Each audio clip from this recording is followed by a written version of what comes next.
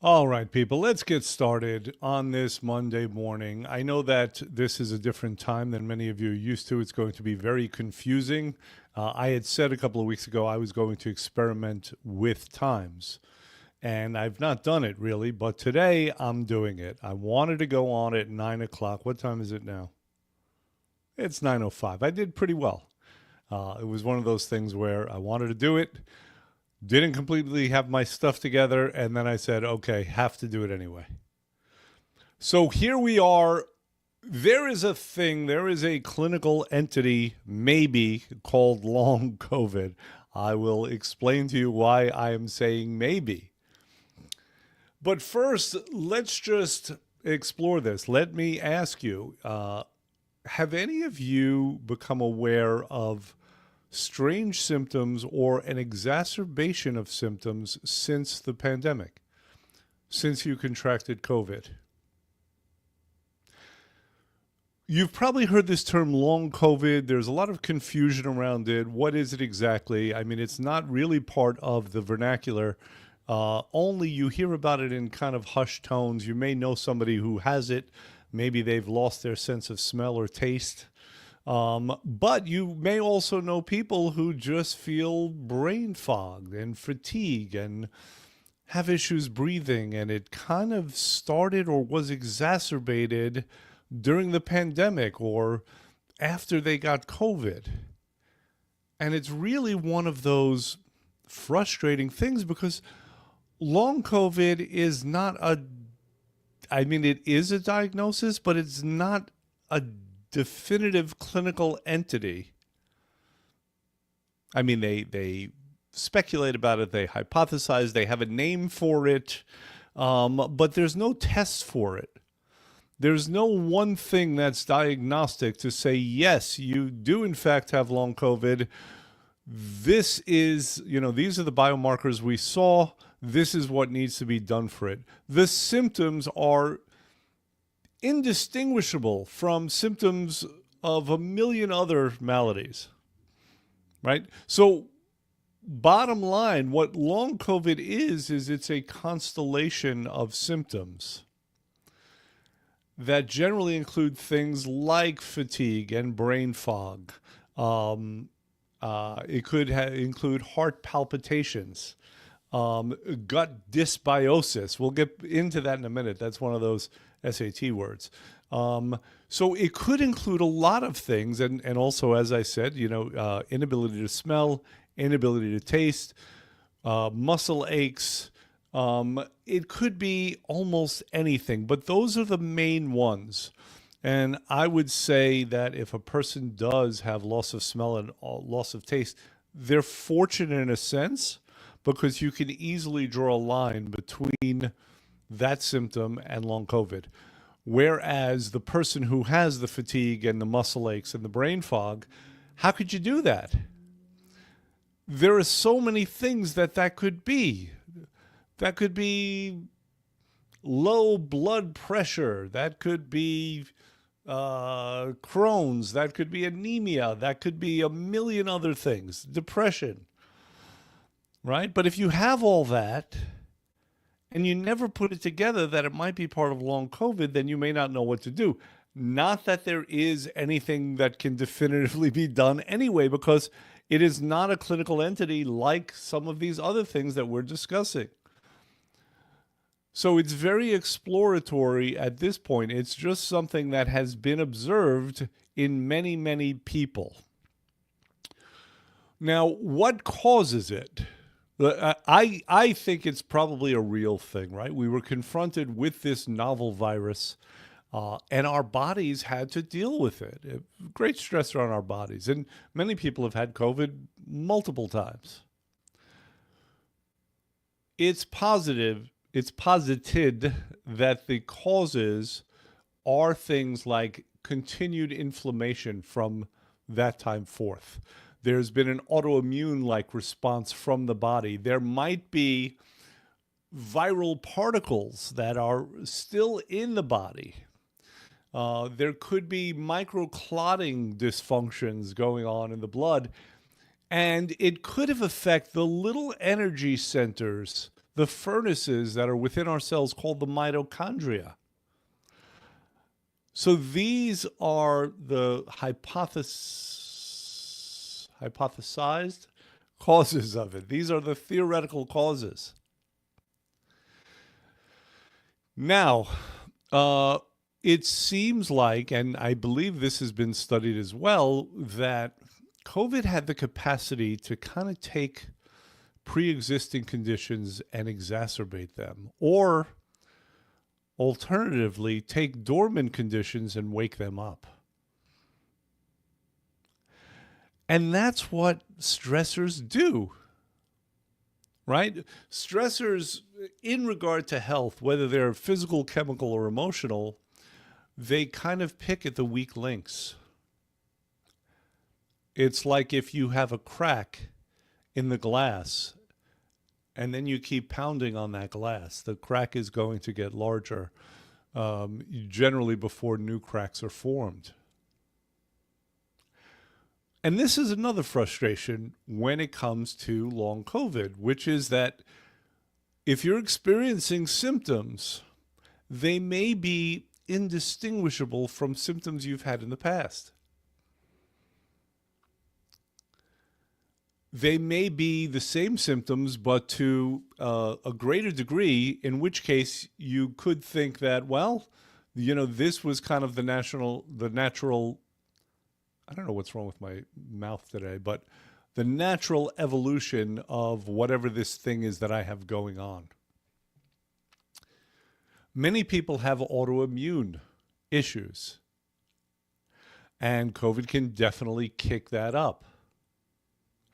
But there's an expectation generally that things will resolve, that we get something and the body does what it does and it kind of peaks and then it goes down. And long COVID is exactly what it sounds like. It's an example of something that exists over a long period of time, and the symptoms exist as well. Now, there are some lesser known symptoms. There are mood and emotional things. People with long COVID, it's been documented, or people who are assumed to have long COVID, and I feel like I have to be very careful about my languaging here. Like I said, there is no absolute diagnostic criteria where you can say, well, this person has it, and this person doesn't. But it has been documented that people with long COVID, because of their decrease in energy and increase in brain fog and the possibility of having other symptoms, might isolate. They might be more moody and less likely to interact socially. So imagine the frustration of this. Imagine having all of these symptoms as a result of this event that took place a few years ago that we thought was over, and yet still suffering from it. So, I want to talk about what can be done about it, but first I want to segue into something called gut dysbiosis, because I mentioned it earlier. And gut dysbiosis is another term that you might hear on occasion. And let me just give a little context for it. A few years ago, there was a study that they did, and the idea was to map out the bugs that are in the gut. So they called it the Biome Project, and it was kind of like related to the Genome Project, right? Where they mapped out all of our genes. So they decided to map out these bugs, and what they discovered was incredible. What they discovered was that the bugs in our digestive tracts outnumber human cells about 100 to 1. For those of you who are germaphobes, good luck, because there are more of them than there are of us inside our own body. And it has been proposed that many issues with health and many issues with the gut in particular are because of an imbalance in these bugs. They're supposed to exist in a kind of a balance. There are the good bugs and there are the bad bugs. And if that balance gets out of whack, now you can have all kinds of symptoms. And we are well aware of the full panoply of gut symptoms that exist in this country because many people experience them. Now, it could be gas, it could be diarrhea, it could be constipation, it could be bloody stools, in a really severe case, like in autoimmune conditions. It could be reflux, right? There's a lot of things that can go wrong with our gut. And again, they refer to this as gut dysbiosis. And it's one of the major symptoms or side effects of this long COVID. So that is another complicating factor because many people already suffered from gut issues, and it may have gotten worse, and it may have increased this gut dysbiosis. Now, what can be done about long COVID? Well, since there is no one mechanism that they're aware of, they tend to treat the symptoms. And that's not a new story, right? The main thing that's done is trying to calm inflammation. And if you're like me, you're sick of this whole subject of inflammation. It's very relevant. But it's, you hear it over and over, and it's one of these ill-defined things. But it has to be addressed. Now, that can be done in a variety of ways. That could be done with diet. So you want to have a low sugar, low starch kind of diet, basically an anti-inflammatory diet. It could be done through supplementation. Things like omega-3s and curcumin can be very effective. Doctors and integrated doctors will often use something called naltrexone, and that can be very effective as well. But you do want to the best of your ability, you want to arrest that inflammation. Now, there are other factors. You have to get proper sleep. You have to, exercise. Idleness can cause inflammation.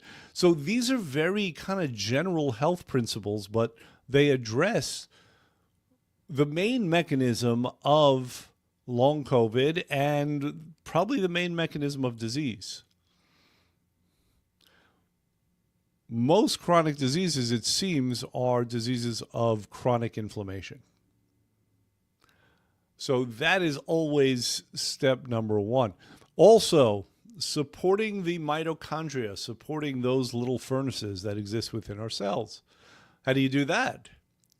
Well, B complex supplements can be very effective, as can things like CoQ10. We talked about hydromolecular and also Hydrovitalize over the last 2 weeks. Those are very good for supporting the mitochondria.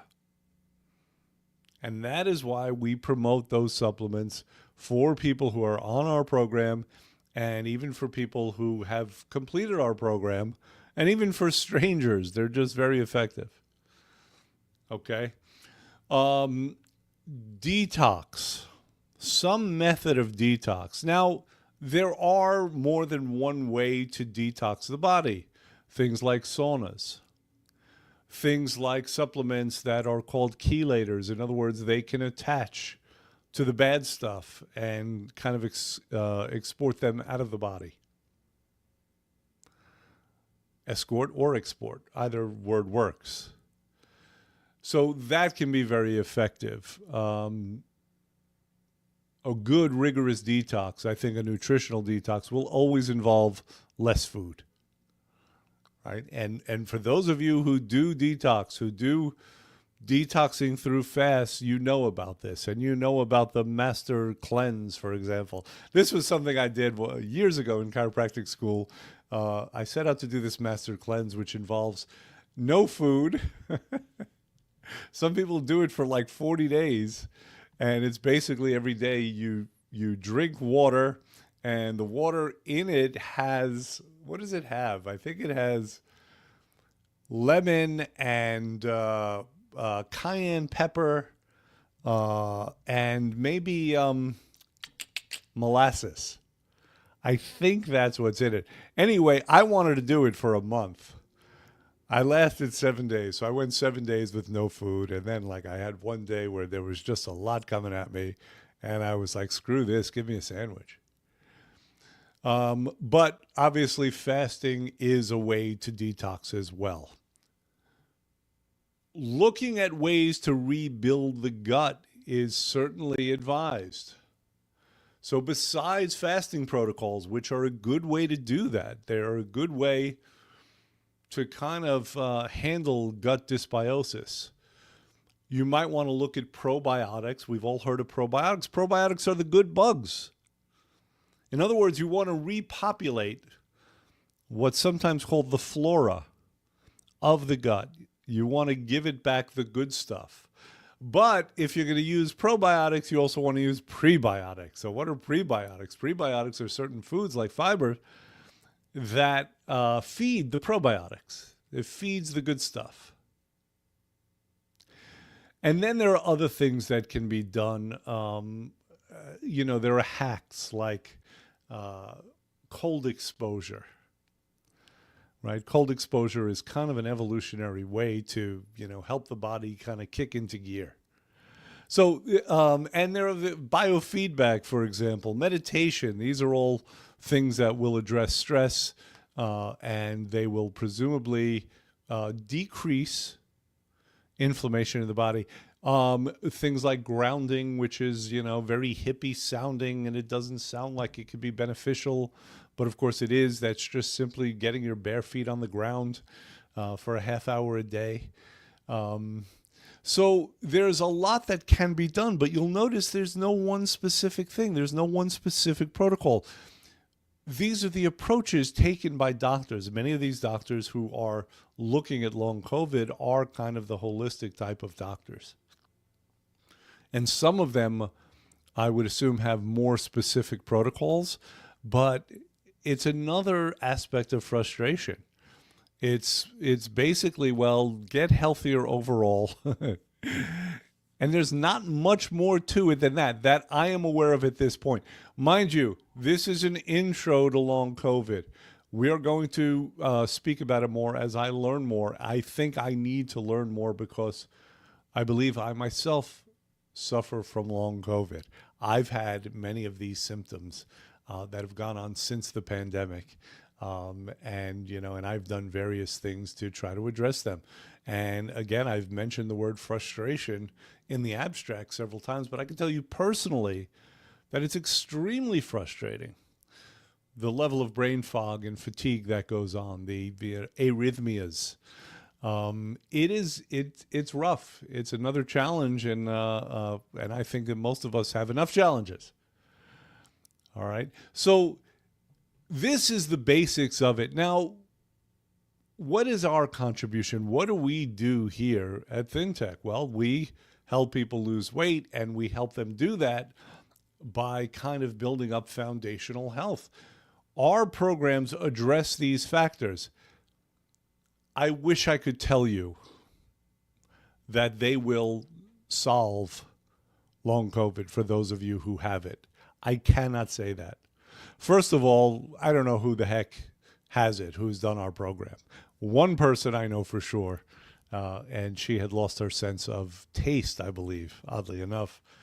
And she did the program, and she did not regain her sense of taste.